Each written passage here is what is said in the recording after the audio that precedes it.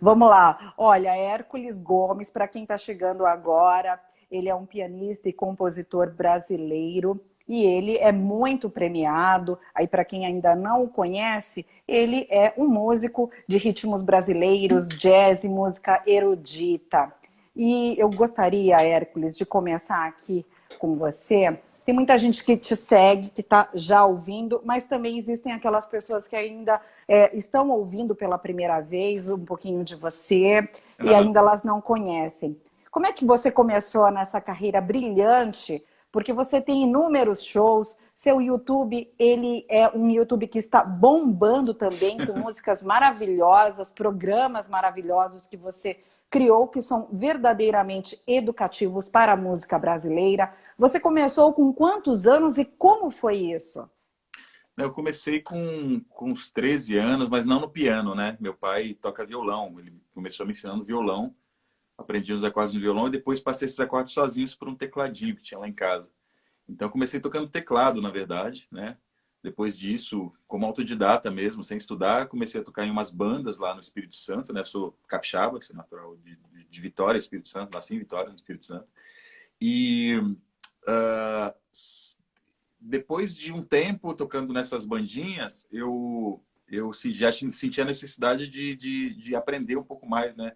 De forma mais consistente, mais sistemática, porque já me sentia muito limitado. Aí que eu comecei a entrar em algumas escolas de música, escolinhas de bairro, assim, depois fiz um conservatório e tal.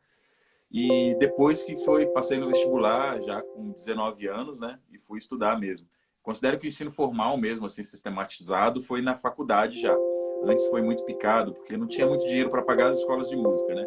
Então entrava em uma, saía, fazia uma aula particular, depois saía.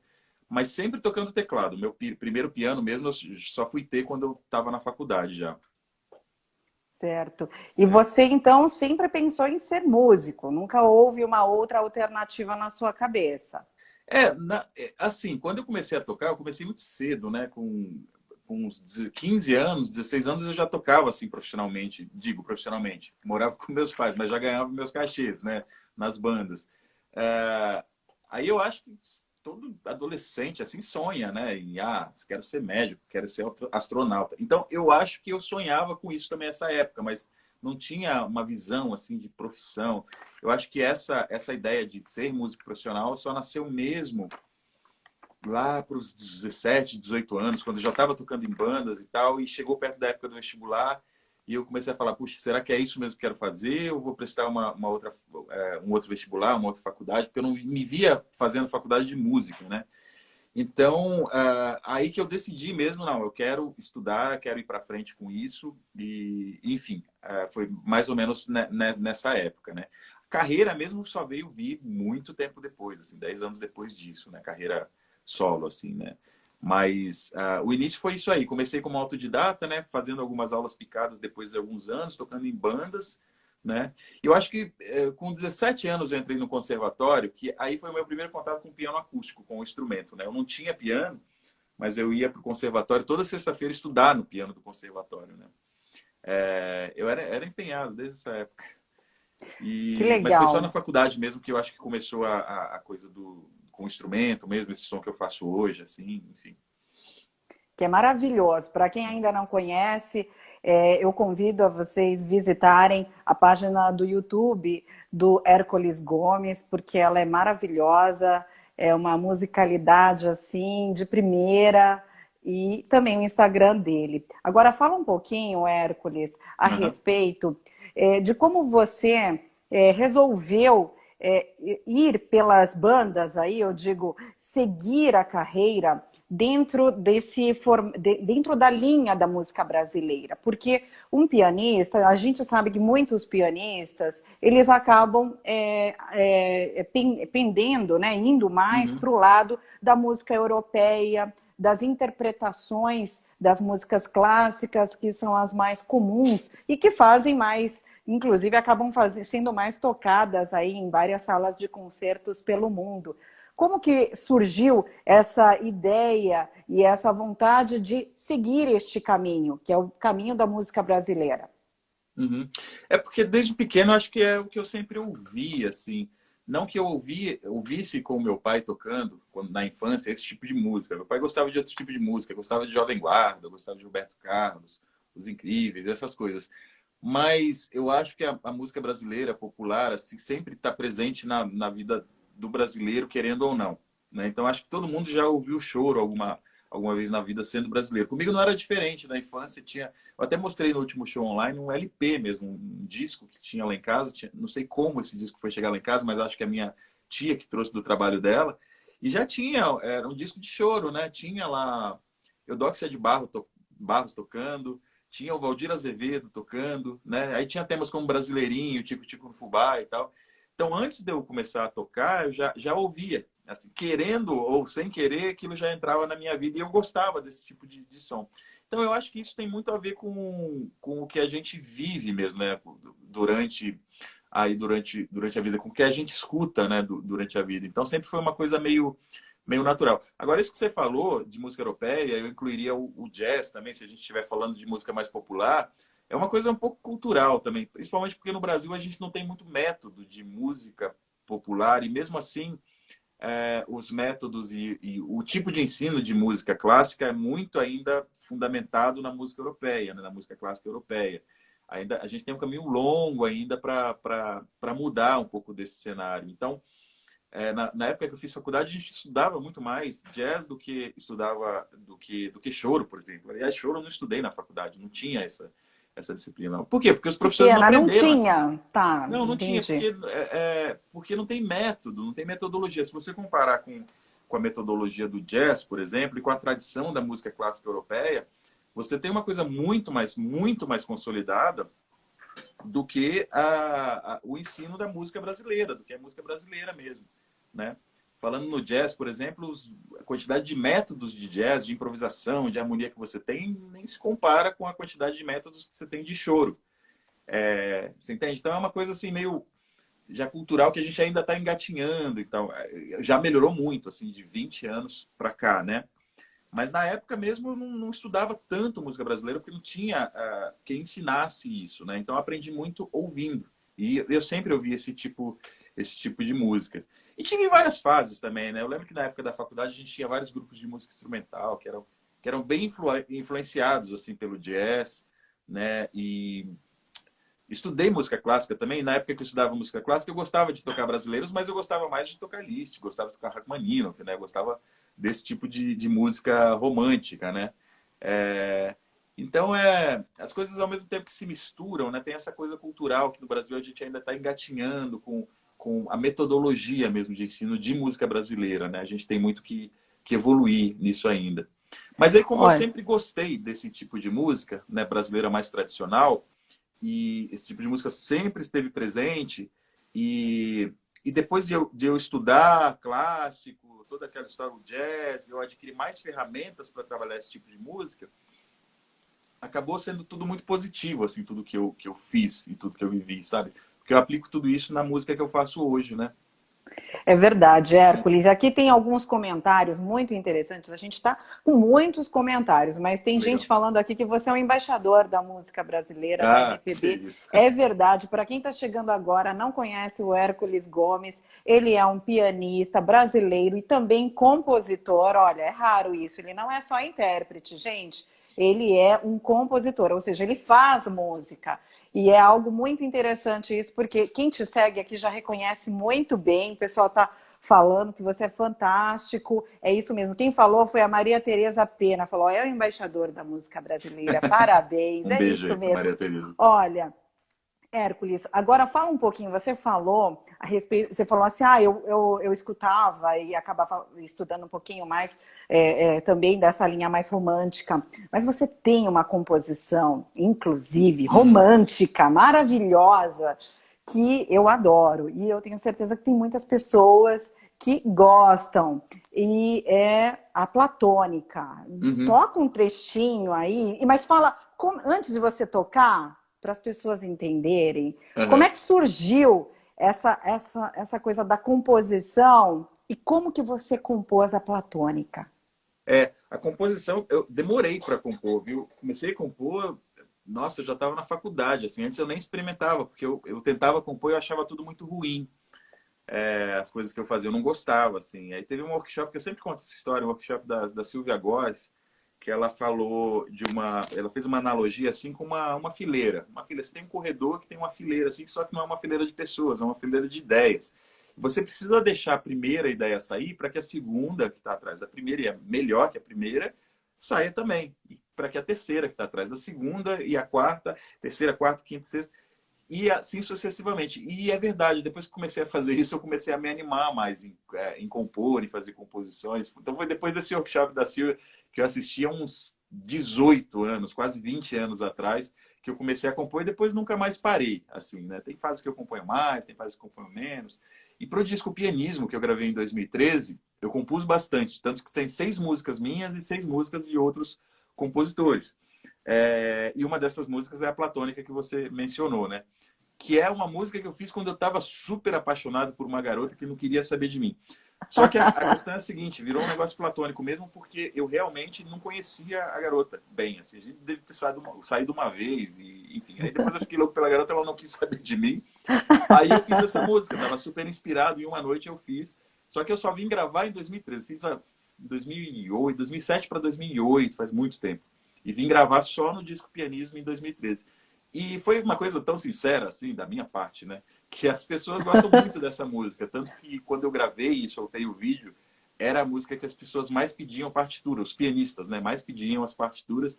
E era a música mais pedida nos shows. Inclusive, tinha algumas situações assim muito engraçadas. Uma vez eu fui tocar em Brasília e pensei, puxa, aqui ninguém vai conhecer essa música, então não vou colocar no repertório. E aí, no final, chegaram 3 rapazes para mim, assim, e um deles falou, pô, legal, gostei do show. Então, por que você não tocou Platônica? Lá em Brasília. Tá vendo? Outra vez fui em Natal, a mesma coisa. Enfim, e surpreendentemente, as pessoas gostam bastante dessa música. É uma música muito bonita, uma valsa, né? É Primeira valsa que eu verdade. compus. É linda, linda. E você fala muito, inclusive nos seus programas. Gente, olha, eu vou já até me adiantar, vou comentar aqui. Ele tem uma série de programas dentro do YouTube dele que são verdadeiras aulas, mas gostosas, viu? Aulas gostosas, entrevistas deliciosas a respeito de música. Dentro, né, do mundo do piano. E esse programa se chama Primórdios do Piano no Brasil. E um desses programas, Hércules, você inclusive fala aí da questão da composição, que não né, é uma coisa que realmente as pessoas vão buscando, não é fácil compor, mas você fez uma composição realmente maravilhosa. E esplêndida, a gente realmente se sente tocado. Eu queria que você desse uma palhinha, eu sei que não é. Desse uma Quando eu palhinha. fiz, ela tinha 2 partes, a platônica. Para gravar, eu completei ela com uma terceira parte. Tem a primeira parte que é assim.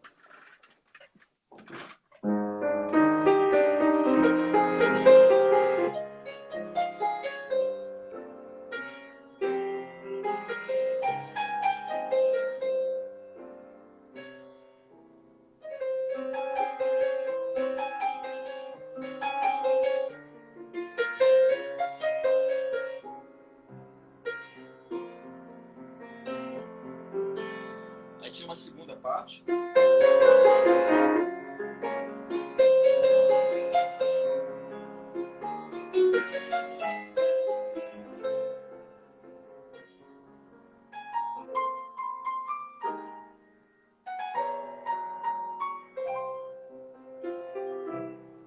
E aí, quando eu fui gravar no disco Pianismo, eu fiz uma terceira parte, que era essa aqui.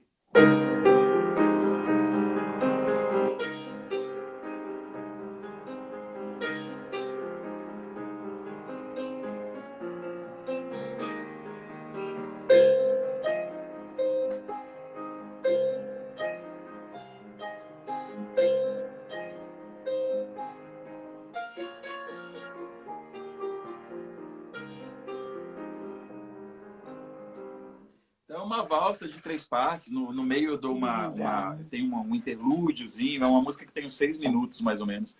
Que É sempre que dá, eu coloco linda. nos shows, né?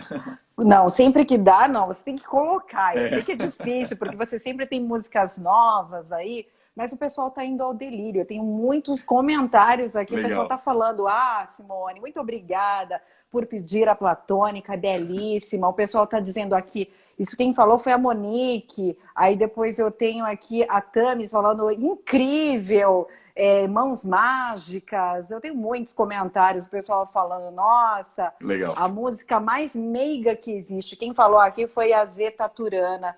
Nossa, gente, Pois é. realmente ela é maravilhosa. O Paulo César fala aqui, ó. Paulo César Oliveira, ele fala assim, Hércules, é possível falar em música brasileira, composição e em piano sem pensar em Chiquinha Gonzaga? Ele vai falar um pouquinho disso, porque, gente, ele tem 3 álbuns que ele gravou, que é o primeiro, Pianismo, tá? Para quem ainda não conhece, vai lá também no Spotify, escute Hércules Gomes, é maravilhoso. Tem também o segundo álbum, que é No Tempo de Chiquinha, que é exatamente, e ele vai falar um pouquinho disso, tá? De Chiquinha Gonzaga, que é maravilhoso. E ele tem o Tia Amélia para sempre. Já que o Paulo, um dos meus seguidores aqui, maravilhoso que ele é, também um querido, ele tocou nesse aspecto da Chiquinha Gonzaga. Fala, por que você resolveu gravar Chiquinha Gonzaga? Porque ela tem a questão da polca, ela tem aquela questão de ter sido uma das primeiras mulheres musicistas. Conta um pouco disso. Por que Chiquinha Gonzaga? Respondendo a pergunta do Paulo rapidinho, acho que não dá para falar da história da música popular brasileira ou da música brasileira sem passar por Chiquinha Gonzaga, porque ela é uma personalidade muito importante. Muitas vezes ela é lembrada mais pela história de vida dela do que pela música, inclusive, mas a música dela é maravilhosa. E não dá para passar sem falar para ela, porque ela é uma das compositoras mais antigas dessa música brasileira que nascia ali no século XIX, já com essa característica intrínseca, que hoje é inseparável, né? Que é a característica do ritmo, né? Chiquinha Gonzaga nasceu em 1847, perto ali de Henrique Alves de Mesquita, sabe? É uma compositora bem antiga. E é nessa época que a música brasileira começa a criar uma certa identidade. Então, respondendo a pergunta do Paulo, não dá para falar da história da música brasileira sem falar de Chiquinha Gonzaga. Mas ela não criou tudo sozinha. Ao lado dela tem muitos outros pianistas e muitos outros compositores ali na virada do século que contribuíram também para essa identidade da nossa música hoje, né?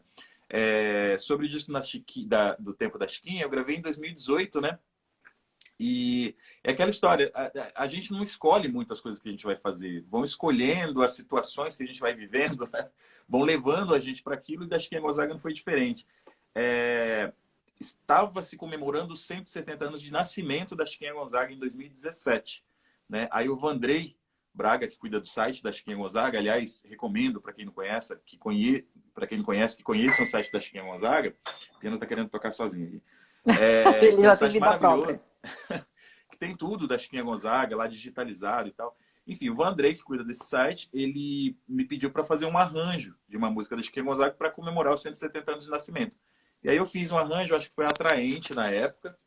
Gostei da ideia, fiz mais um. Aí pensei em lançar um EP para as plataformas digitais e tal, mas aí fiz mais 3, estava ficando legal e decidi gravar um disco. E aí gravei esse disco em 2018, que foi No Tempo da Chiquinha. Então foi basicamente por causa desse convite do Vandrei. E foi muito bom porque assim, eu nunca tinha mergulhado assim, na obra da Chiquinha Gonzaga, na história dela e tal. E foi uma época que eu aprendi muito, conheci muita coisa. Ela tem coisas assim maravilhosas escritas, né, para piano. É uma música muito, muito legal. E esse show é incrível, assim, porque todo show que a gente fazia saía alguém chorando do show. Incrivelmente saía alguém chorando. As pessoas se emocionavam mesmo. Você vê como a música dela tem uma coisa guardada aí. A gente está falando de músicas de 140, 150 anos atrás. Foram compostas 140 anos atrás. E até hoje traz essa carga da música brasileira autêntica, né? E do lirismo que a música brasileira traz, né, de forma inseparável também, assim como eu falei do ritmo, né, dessa beleza mesmo, né. Então era um show que eu gostava muito de fazer. Esse disco, o Pianismo foi solo, né, que eu lancei em 2003. Já no Tempo da Chiquinha tem participação de flauta e voz. Na flauta o Rodrigo Castro. E por que eu escolhi a flauta? Porque a flauta sempre esteve presente na vida da Chiquinha Gonzaga, né, seja por causa do Joaquim Calado, que ajudou muito ela, que ela tocava com o Joaquim Calado e tal. seja por causa dos flautistas, o flautista que tocava no conjunto dela. Ela sempre, de uma forma ou de outra, a flauta sempre estava presente nas coisas da Chiquinha Gonzaga. E a voz, porque talvez nem todo mundo saiba, mas a maioria das músicas da Chiquinha Gonzaga, quase a totalidade das músicas da Chiquinha Gonzaga tem letra, porque ela compunha muito para teatro de revista. Aliás, a maior parte da produção artística dela foi para teatro de revista, né? Que eram as operetas, seriam os teatros musicados, os musicais que a gente tem hoje, seria isso, só que no século XIX, de uma forma um pouco menor, né? Era a principal forma de entretenimento urbana, assim, daquela época, né? E a Chiquinha Gonzaga fazia muito música para teatro de revista, e aí as letras eram dos compositores das peças lá, né? Dos autores das peças e de poetas da época, botavam letras nas músicas dela. Então, para marcar isso, eu convidei a Vanessa Moreno também, que fez uma participação brilhante assim no disco, cantando 3 músicas, né? E aí eu consegui... minha ideia era essa, né? Imprimir uma imagem sonora que traduzisse assim a Chiquinha Gonzaga. Então, gravei solo, gravei piano e flauta, piano e voz, piano, flauta e voz, e ainda gravei algumas faixas para 2 pianos, né? Eu tocando comigo mesmo. E foi um disco que teve uma boa repercussão, assim, uma ótima aceitação de público e crítica. A gente tocou bastante. Foi muito legal. 2018 esse disco. E é interessante, Hércules, porque muitas vezes as pessoas, os brasileiros, né, principalmente, você falou assim, falta um pouco de inserir a própria questão da educação da música brasileira dentro desse contexto que a gente tem na educação mesmo dos brasileiros. E a gente, muitas vezes, quando você começa a escutar a Chiquinha Gonzaga, para quem ainda não escutou, o disco, aliás, o álbum, vá lá no Spotify e acesse, ou mesmo no próprio site do YouTube do Hércules. Você começa a perceber, eu quando descobri Chiquinha Gonzaga, acho que eu tinha uns 14, 15 anos, me lembro, e aí eu falei, nossa, essa música de Chiquinha Gonzaga, são músicas que muitas vezes você está escutando e que você não imagina que são de pessoas assim tão interessantes, que, como você disse, estão há muitos anos aí. Muito tempo atrás, né? E ninguém fala, enfim, a gente está numa outra era em que a música, de repente, ela está muito mais eletrônica, ela está numa outra esfera. E às vezes a gente não volta a olhar para isso. E é muito interessante porque são literalmente obras de artes, né, pensadas. E ela não tem nada do eletrônico, é literalmente um pensamento. São pensamentos, aliás, né? E eu acho que ela realmente foi uma grande precursora aí dentro da música brasileira.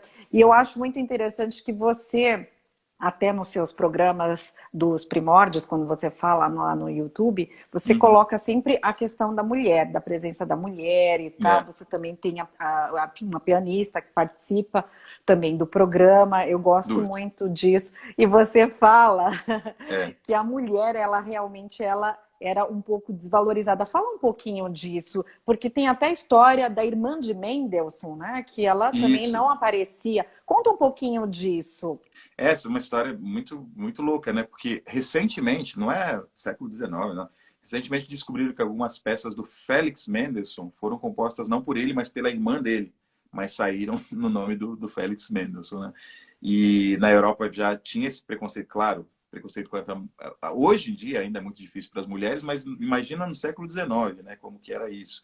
E aqui no Brasil não era diferente. A história da Chiquinha Gonzaga, né, prova isso, né? E muito tempo depois a tia Amélia, a mesma coisa, né? Que é outra pianista, que eu gravei um disco em homenagem a ela. 50 anos depois continuava a mesma coisa. A família era contra elas serem musicistas, o marido mais contra ainda, né?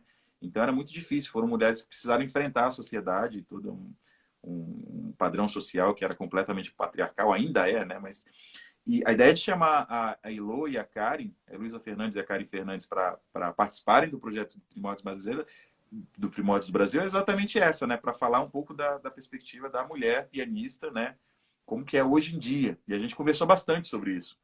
E foi legal, assim, inclusive eu vi o depoimento da Heloísa Fernandes, que ela falava uma coisa assim, eu comecei perguntando, quando é que começou a sua carreira, Elo? Foi depois do Prêmio Visa. O Prêmio Visa era um prêmio muito importante que tinha na década de 90, 2000, por ali, que a Elo foi finalista, né? Um prêmio maravilhoso, assim, de instrumentista.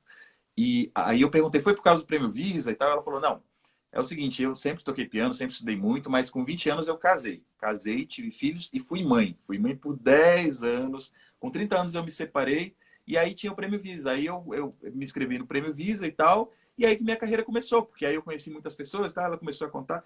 Quer dizer, de qualquer forma, Eu vi isso, sempre esse é mais comentário, difícil para a aliás, mulher. Até porque ela estava dela. contando, eu me separei, aí meus filhos ficaram comigo, então era uma loucura, porque tinha que trabalhar, não sei o que e tal.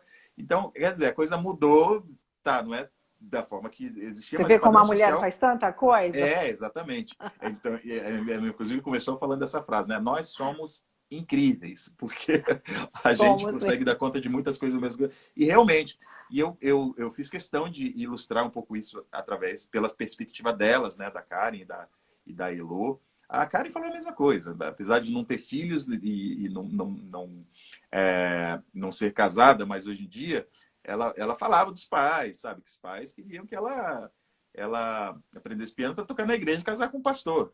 Né? Então, essas coisas. Então, apesar de ser um pouco menos pior do que era naquela época, hoje em dia o padrão social continua. E é uma coisa que a gente tem um longo caminho aí para percorrer ainda, né, contra a mulher.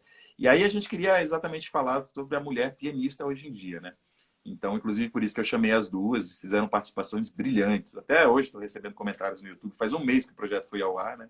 Até hoje o pessoal comenta lá, Mas elogiando. está incrível mesmo. É. E agora você tocou na questão da Amélia. Fala um pouquinho, por que você resolveu gravar a Amélia? Tem um disco maravilhoso dela também, que eu acho Uhum. fantástico. Como que surgiu essa ideia? A tia Amélia, é Amélia Brandão Neri, né, o nome dela. Ela nasceu em 1897, exatamente 50 anos depois que a Chiquinha Gonzaga, e foi uma pianista também que pegou aí esse bastão do piano no choro e levou assim como bandeira, né, e a tia Amélia, eu conheci a música dela, as gravações, né, em 2014.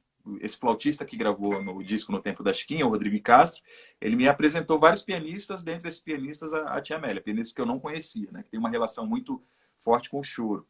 E aí eu fiquei tão impactado com aquele estilo, com aquele balanço, com aquela técnica, com aquela virtuosidade, aquela originalidade da tia Amélia, aquela brasilidade que na mesma semana que eu conheci, eu falei, nossa, eu quero gravar isso algum dia. Demorou 6 anos, porque eu só vim gravar em 2020, né? Aí foi um disco que saiu pelo selo Sesc, né? E foi um trabalho de resgate mesmo, porque a tia Amélia estava completamente esquecida, né? E é até fácil de entender, porque, assim, eu costumo falar que não é que o Brasil é um país sem memória. O Brasil tem memória, mas muita dessa memória não é acessível. E é quase a mesma coisa que não ter memória, porque aí ninguém sabe que existe, né? E no caso da Tia Sim, Amélia aconteceu isso. Ela foi uma pianista muito famosa, tinha programas de TV, era conhecida no Brasil inteiro. Porém, o que aconteceu? Os programas acabaram, os discos, LPs, 78 rotações que ela lançou não foram relançados em CD, nem em CD, né? As partituras dela são raríssimas, isso não foi preservado. Então, se não tem partitura, ninguém toca, se ninguém toca, ninguém grava, se ninguém grava, ninguém ouve, se ninguém ouve, ninguém sabe que existe, né? Então, ela acabou caindo no esquecimento mesmo. Então, era uma pianista que estava super esquecida, uma compositora muito importante, estava super esquecida. E eu descobri e quis fazer esse trabalho de resgate, né? E a gente teve o patrocínio do selo Sesc, foi um disco que saiu pelo selo Sesc, né? E por isso, um obrigado, assim, um salve aí pro selo Sesc, porque é um assim, é um selo que deixa o artista completamente à vontade. Eu fiz como se fosse um disco absolutamente produzido por mim, assim, inclusive a capa, pensei na capa, pensei no repertório, pensei em quem eu queria chamar e tal. Eles deixaram a gente muito livre para isso. Então, obrigado pro selo Sesc.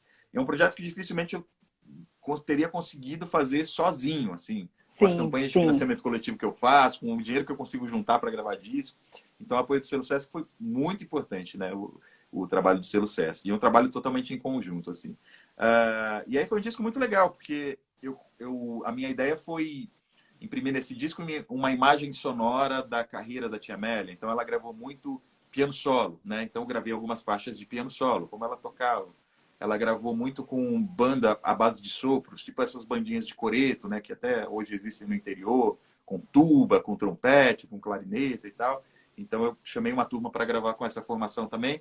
Depois a gente descobriu que ela fez alguns desses programas que ela apresentava, era com o Regional de Choro acompanhando. E eu fiquei apaixonado por aquilo. Então eu fiz questão de chamar uma turma também para montar um Regional de Choro para gravar nesse disco. Então tem basicamente essas 3 formações no disco para, assim, sintetizar o que foi a Tia Amélia, né? Para sintetizar quem foi essa incrível pianista e compositora, né? Essa foi a ideia. Olha, gente, aqui no Instagram, a parte técnica, né, do Instagram, eu digo a forma como a gente faz a live, não permite que vocês escutem o som na sua melhor qualidade. Mas o Hércules está dando uma palhinha aqui mostrando algumas partes das músicas, né?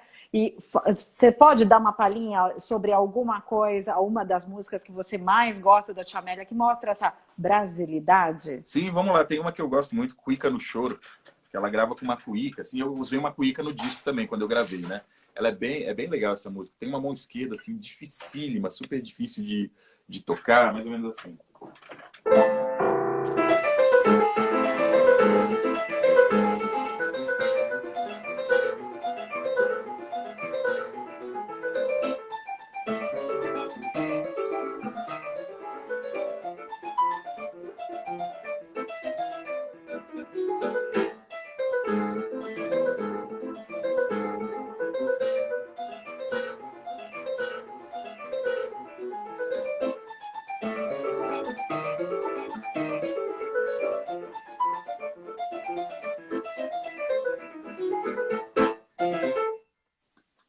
Muito Difícil de tocar pra caramba essas bem. coisas da Tia Amélia. Com certeza É. estão todos aqui, ó, batendo palmas aqui. Legal.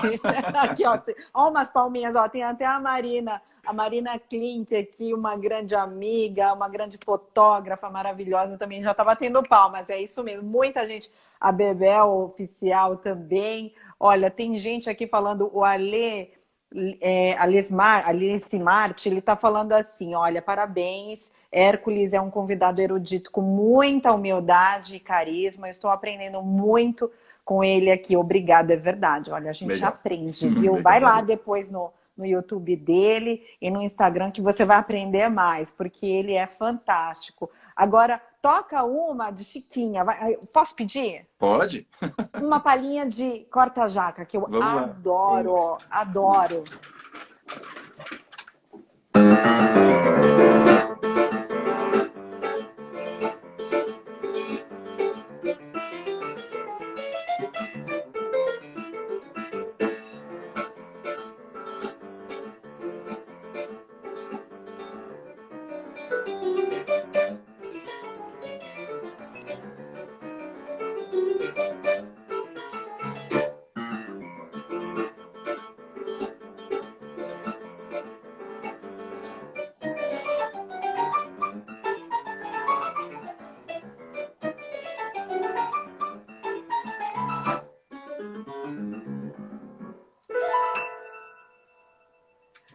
Maravilhoso, palmas. Eu tenho aqui o comentário aqui do Aldo Alexandre Ribeiro, que é uma pessoa com quem eu trabalhei, um cinegrafista, editor maravilhoso. Ele até fala assim, salve a música brasileira, salve o choro, parabéns, Hércules Simone. Ele até, quando eu publiquei, que eu ia fazer a live com você, ele fez um comentário que ele já fez um trabalho com você e até já divulgou um link falando um pouquinho desse trabalho.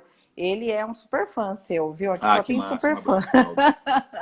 É o seguinte, me fala um pouquinho agora sobre esse programa que você realizou, que eu já mencionei aqui várias vezes. Como que você chegou a essa conclusão que você tinha que realizar esse programa que é o Primórdios do Piano no Brasil? Eu tenho trabalhado muito com a Giane de Castro, né? Ela foi a produtora desse disco da Tia Amélia. De lá para cá, principalmente, a gente intensificou bastante assim, o trabalho em conjunto, em grupo, né? Então, ela é minha produtora e aí ela que deu a ideia de inscrever um projeto para a lei de incentivo, que é a Lei Aldir Blanc, né? Que financiou tantos projetos legais. Foi uma lei emergencial que surgiu durante o Covid, agora no final do ano passado, no final de 2020. E aí a gente foi escrevendo o projeto juntos. Na verdade, ela que escreveu o projeto. Eu dei a ideia, vamos fazer Ela deu essa ideia dos primórdios do piano. Aí eu falei, legal, mas para isso eu não vou conseguir fazer sozinho. Vamos chamar esse pianista, esse. A gente foi fechando o projeto e aí a gente chegou né, nesses parâmetros assim que a gente precisava para ter esse resultado, né? Porque eu não vou conseguir tocar todo aquele repertório. Um pianista não consegue, é uma coisa muito variada e precisava ser para ter dar um panorama do piano brasileiro e no início ali do século XIX e início do século XX, é muito difícil, é muito vasto, né? Então, por isso que a gente chamou vários pianistas. Então, eu chamei o Marco Bernardo, né? Chamei o Laércio de Freitas, né? Eu também toquei, chamei a Luísa Fernandes. E aí, nós quatro, assim, tocando mais, uma coisa mais popular, né? E o Christian Budu e a Kari Fernandes tocando a coisa mais dos compositores clássicos, né? E assim a gente conseguiu dar um panorama assim da origem e dos primórdios mesmo da música brasileira, que está totalmente ligada ao piano brasileiro, né? A gente fala do piano brasileiro, mas na verdade falamos da música brasileira que nascia ali no século XIX. Então foi isso, essa era a ideia do projeto e foi uma série em 6 episódios que eu apresentei ao vivo, né? A gente produziu sozinho aqui, eu e a Giane, eu gravei os pianistas, eu mixei o áudio, eu filmei, e eu apresentei ao vivo, eu toquei também, fiz tudo. Olha o que a pandemia não faz com a gente, né? A Exatamente. gente E se tinha que ser assim, multiplica. porque primeiro são 6 pianistas, mais produtora, mais assistente, então não sobra tanto dinheiro assim para dividir. E segundo que a gente, para evitar essa coisa, né, em função do distanciamento, não dá para... Aqui é minúsculo, aqui o estúdio que eu trabalho. Não dá para trazer uma equipe de áudio e vídeo para fazer um negócio cinematográfico, É hollywoodiano. verdade. E mesmo que se a gente trouxesse, não é um projeto que você faz em um dia, né? Demora, às vezes, semanas. Então, a gente faz em um dia, grava em um dia e vai que a situação piore, Deus me livre, né? Mas como aconteceu agora, né? Que veio fase roxa para São Paulo e tal, aí tem que parar tudo, né?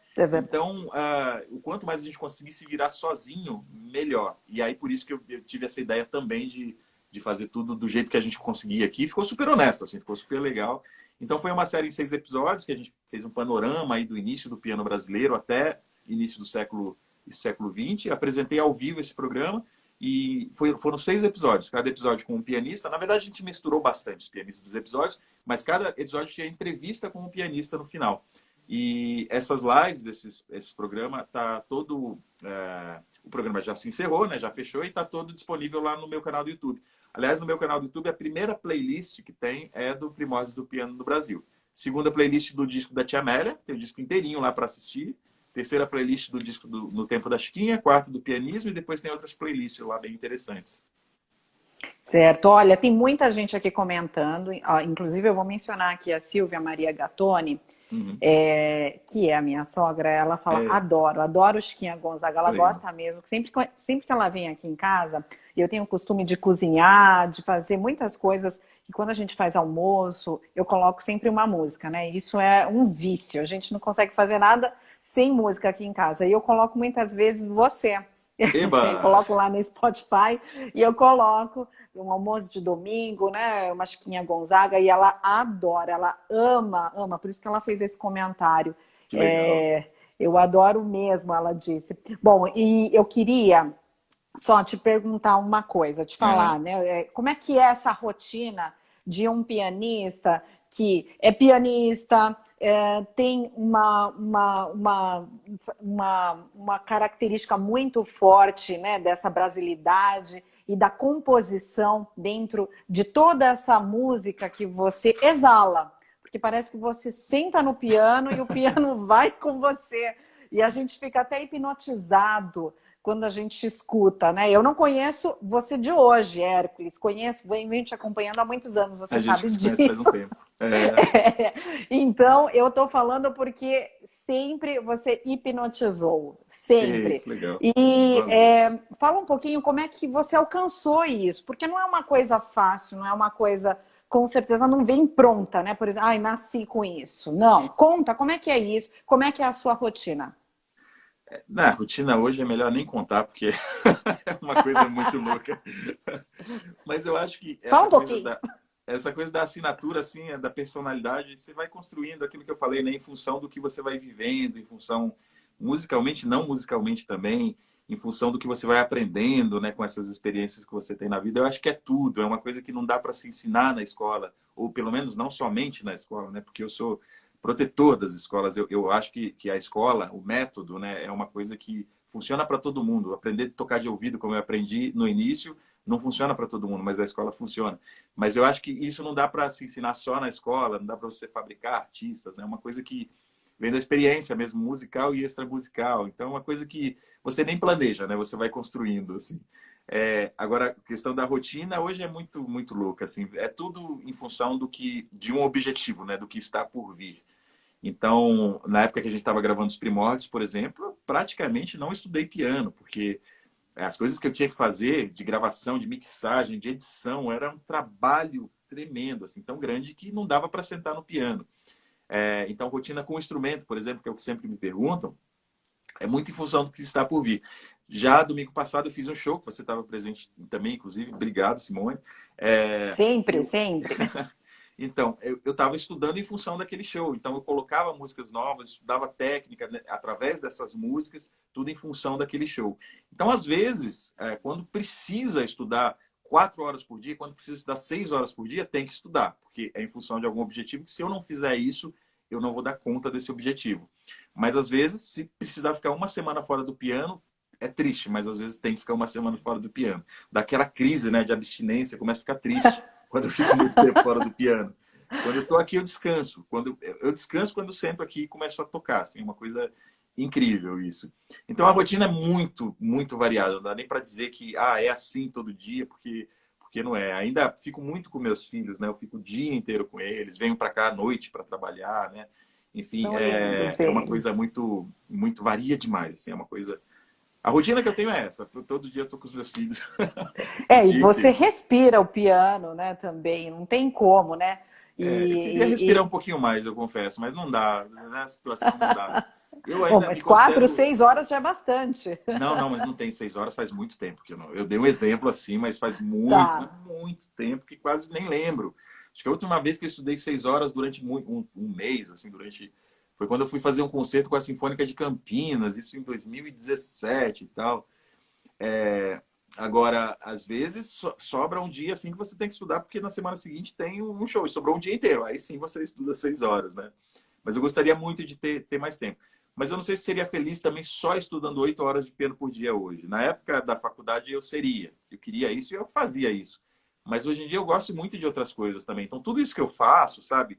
Tocar piano, compor, fazer arranjo, mas também fazer as lives dos meus programas, os shows online, sabe? Conversar com o público, sabe? Fazer esse público crescer. Eu gosto muito disso também.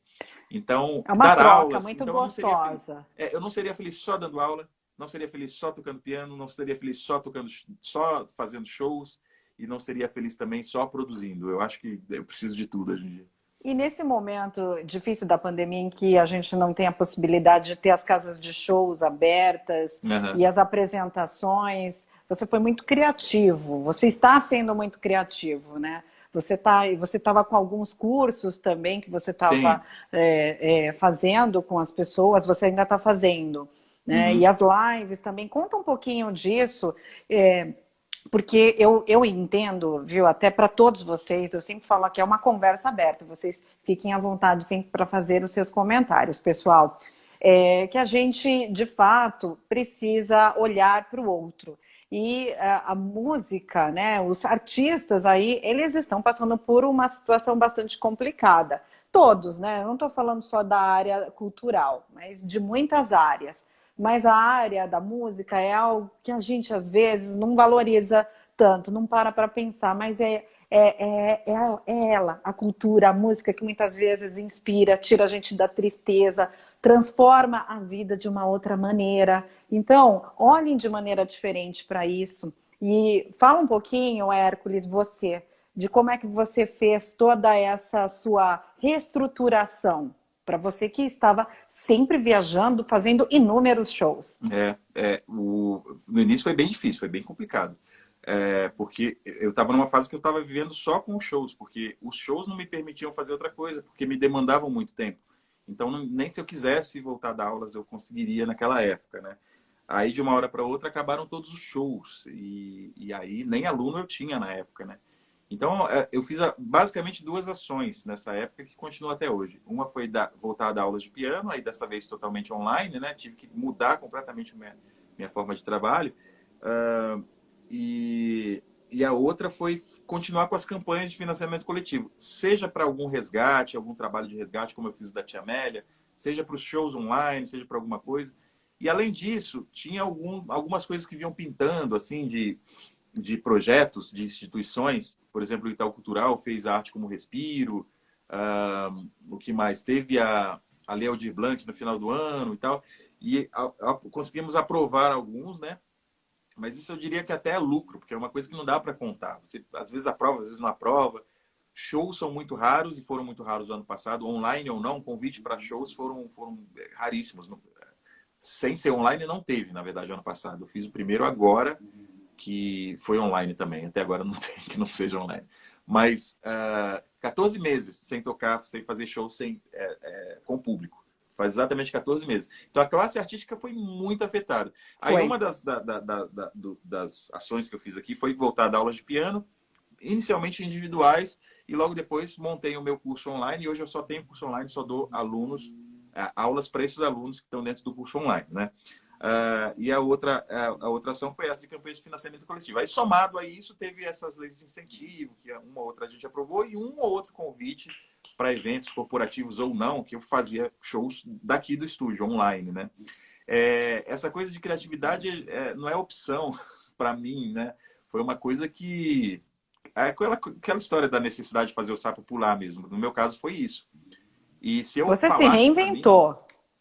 Totalmente, totalmente. Totalmente. Se eu falasse para mim, inclusive, ano passado, em março do ano passado, que eu estaria fazendo o projeto Primórdios do Piano no Brasil, e estaria apresentando um show online por mês, ao vivo, com uma qualidade de áudio que é satisfatória para mim, com umas 3 câmeras e tal, eu falaria para mim mesmo, impossível, eu jamais vou fazer isso. Talvez daqui a uns 10 anos, mas estudando, né? Tinha feito uma live no Facebook que ficou tão ruim que eu deletei. Então, se vocês procurarem minha primeira live da vida, não existe, porque estava muito, muito ruim. Gente, ele é muito exigente, tá? Ele é muito exigente. Você é muito exigente, Hércules. Não, tá certo. É por isso que você chegou onde você chegou e você vai alcançar coisas maravilhosas. Mas a gente também quer ouvir um pouquinho de você. Ainda que não esteja assim, nossa, naquela coisa, né? O músico é muito criterioso, principalmente com áudio. E áudio é uma das coisas mais difíceis de você ter um bom resultado ao vivo. É muito difícil. É muito difícil. Então, com isso, a gente é muito criterioso. É por isso que eu faço poucas lives aqui no Instagram como convidado. Porque o Instagram não é exatamente para isso. A gente até estava discutindo, né? Te expliquei umas coisas e tal. A rede social é uma rede mais rápida, para bate-papos, assim. Tanto que a gente... já deve ter passado mais de 100 pessoas nessa live, mas a gente ficou sempre com esses 20, 26 pessoas aqui. Porque é uma rede mais rápida. Não é que nem o meu programa do YouTube, que fica 50 pessoas lá do início ao final. Se é o público cativo. Também passa muita gente, né? Mas é diferente. É outra proposta do Instagram, né?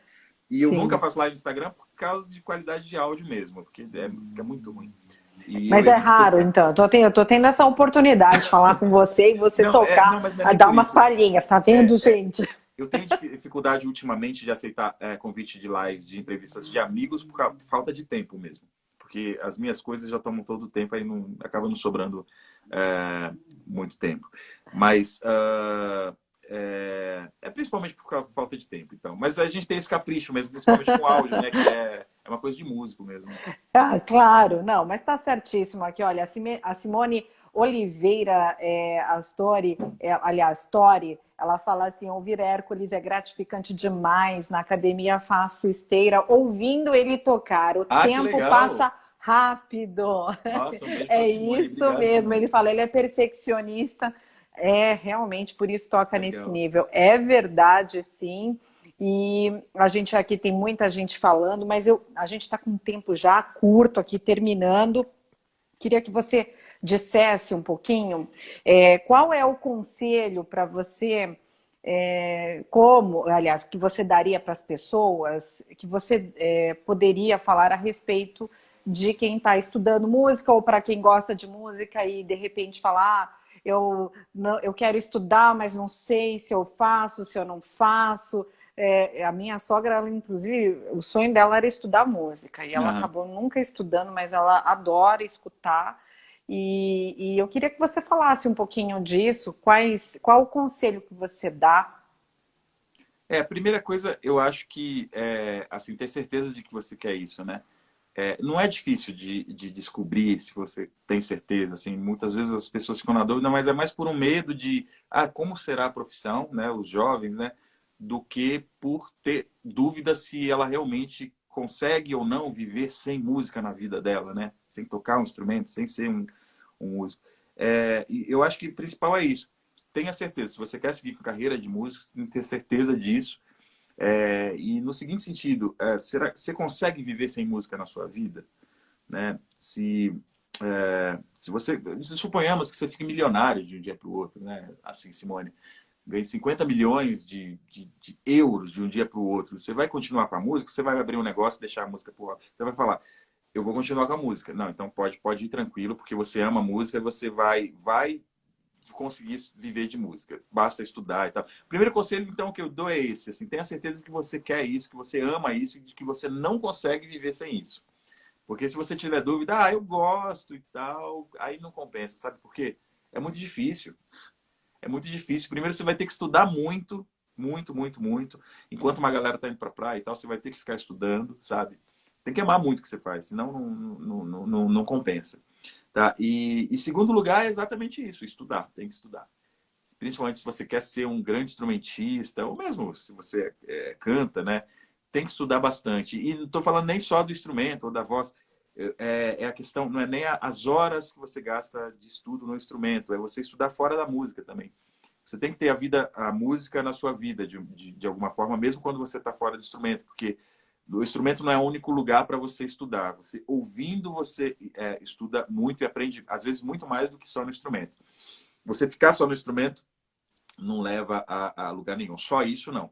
Porque você não cria referências, né? E você não cria nem inspiração para É nada. algo muito maior, É né? muito Tudo maior. aquilo que envolve a É muito música. A maior. música não necessariamente é só um instrumento, como você está mencionando, É né? muito maior. Então, acho que essas são as duas dicas que eu sempre falo, assim, tanto para os meus alunos, quanto para jovens músicos, que ame o que você faz e, em segundo lugar, estude. Estude o máximo que você puder. Que isso vai fazer Tá diferença. Né? ótimo. Tem mais alguma coisa aqui, pessoal? Olha, tem muita pergunta. Depois É, vocês podem perguntar no direct eu também. queria só deixar um convite. Fala, Se tiver alguém aqui que não me segue no Instagram ainda, pode falar. começa a seguir lá, que a gente sempre está com coisa boa por aqui. Facebook também, a gente está com a página lá. E principalmente YouTube, que agora a gente está com bastante produção no YouTube. Eu tenho um programa semanal no YouTube que se chama Quintas com Piano. Toda quinta às 21 horas lá no YouTube. É só entrar lá no canal que a gente vai estar ao vivo. E é um espaço que a gente pode conversar. E é um programa que eu tenho vários quadros. Assim, eu sempre começo falando das novidades da semana, do que... Tipo, essa semana eu lancei não, né? Eu participei do lançamento de um disco com obras do Aldo Krieger, né? Que é pai do Edino Krieger, né? Lá de Brusque, em Santa Catarina, que o meu amigo Bruno Moritz fez esse projeto de resgate maravilhoso. Assim, o Aldo também nasceu no século XIX e tal. É um compositor muito antigo e é um projeto de valsas. Eu gravei uma valsa, então eu vou falar muito sobre isso, esse projeto que a gente lançou. Vou falar também sobre o show que a gente fez domingo passado, vários choros que eu não toquei no domingo passado, vou aproveitar para tocar quinta-feira. A gente tem um quadro lá que é de quem toca as nossas músicas. Então, sempre que alguém me manda alguma interpretação de músicas minhas ou arranjos meus, eu coloco lá na live. Isso é muito legal também, sabe? E tem o quadro de vlog também, que eu falo de coisas, assim, reflexões e tal. E além de tocar bastante, conversar bastante com o pessoal, né? Então fica esse convite. O link eu deixo na minha bio sempre aqui do Instagram. É só clicar lá, tem a playlist com todas as quintas com piano agendadas e as passadas também. É isso aí, gente. A gente, então, hoje conversou aqui com o Hércules Gomes, pianista, compositor maravilhoso. Para quem ainda não conhece o trabalho dele, vá lá na página do YouTube ou aqui pelo Instagram também. E curtam aí, porque realmente valorizem a música brasileira, pessoal. Para vocês poderem conhecer um pouquinho mais da música brasileira, já é um caminho. Já estou indicando Hércules Gomes, viu, pessoal? É isso aí. Tá certo. Hércules, muito obrigada por compartilhar tantos conhecimentos, tantas informações. E é sempre um prazer falar com você, viu, Ô, Hércules? Simone, feliz por fazer essa entrevista. A gente estava planejando há tanto tempo. Obrigado pelo convite e parabéns pela série que você faz. É sempre bem pensada, né? Tanto nos convidados quanto no roteiro. perguntas sempre pertinentes, assim. Obrigado, demais. Adorei. Valeu, viu? Eu é que agradeço. Obrigada a todos vocês, internautas, tanto aqui do Instagram quanto do YouTube. E fiquem conosco assistindo também sempre as nossas lives. Um grande abraço e um beijo. Se Tchau, tchau. cuidem. Tchau.